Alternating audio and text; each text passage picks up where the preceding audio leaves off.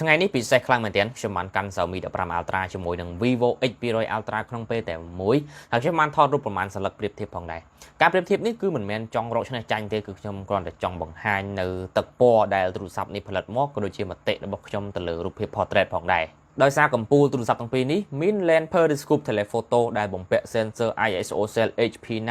ជា sensor កម្ពូលរបស់ Samsung មាន resolution ដល់200 megapixel ដូចគ្នាគឺដូចគ្នាដូចនេះត្រង់ប្លង់នេះគឺខ្ញុំថតទី1គឺបែប zoom 5x និងមួយទៀតគឺការ zoom 230 mm ដែលស្មើនឹង standard 10x សម្រាប់ទូរស័ព្ទនេះពេលបច្ចុប្បន្ននេះនៅពេលថតតកតងនឹងការរក្សាលំនឹងតកតងនឹងល្បឿន auto focus ទូរស័ព្ទទាំងពីរនេះគឺធ្វើការបានល្អដូចគ្នាហើយរូបភាពដែលផលិតចេញមកមិនថា 5x មិនថា 10x គឺចេញមកច្បាស់ដិតស្រស់ម៉ត់ហើយថែមទាំងផ្ដល់ detail មកបានល្អដូចគ្នាតែអ្វីដែលយើងសង្កេតឃើញថាខុសគ្នាគឺតកតងនឹង color តកតងនឹងទឹកពណ៌ដែលផលិតចេញមកនៅលើ Xiaomi គាត់រៀងដិតគាត់រៀង warm បន្តិចរៀងមាន contrast ដិតជាងលើ Vivo សម្រាប់លើ Vivo ខ្ញុំសង្កេតឃើញថារៀងស្រស់ហើយ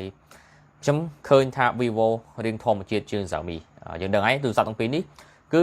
មានការ collaborate ជាមួយនឹងក្រុមហ៊ុនកាមេរ៉ាពីរផ្សេងគ្នានៅលើ Vivo គឺ Zeiss នៅលើ Xiaomi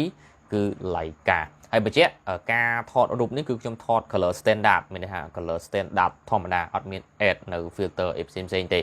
អ្វីដែលខ្ញុំចង់បង្ហាញដល់អ្នកនរបំផុតគឺតកតងនឹង skin tone នៅពេលដែលយើងថតមនុស្សក៏ដូចជាការថតបែប real ផ្ទៃខាងក្រោយផងដែរបាទថតរូបនេះឲ្យផ្គុំចូលគ្នាអ្វីដែលខ្ញុំសង្កេតឃើញថា Vivo ធ្វើការបានល្អខ្លាំងគឺតកតងនឹងការ scale background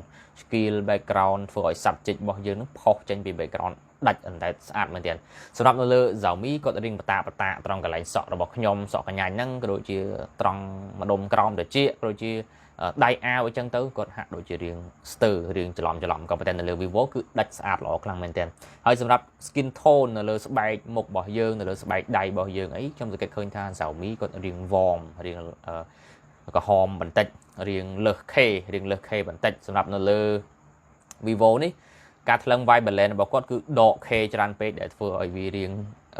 សលើសក៏ប៉ុន្តែមួយនេះគឺអាស្រ័យលើយើងស្រឡាញ់មួយណាក៏បានដែរអ្វីដែលសំខាន់អ្វីដែលខុសគ្នាខ្លាំងគឺតើតើនឹងការ scale background តើតើនឹងការ scale កន្លែងដែលស្មុគស្មាញ Vivo គឺធ្វើការបានល្អខ្លាំងមែនទេបាទសម្រាប់ Xiaomi រៀងច្រឡំក៏ប៉ុន្តែมันជាបញ្ហាអាហ្នឹងគឺអាស្រ័យលើយើងចេះយល់ប្លង់ដែរក្នុងការថតហើយសម្រាប់អ្នកដែលត្រូវការ smartphone ផ្សេងយកទៅប្រើប្រាស់អាចតទៅមកខ្ញុំបានខ្ញុំមាន page មួយទៀតឈ្មោះថា Sal Mobile គឺខ្ញុំផុសលក់ជាប្រចាំក៏ដូចជាមាន TikTok ឈ្មោះថា Sal Tech ផងដែរ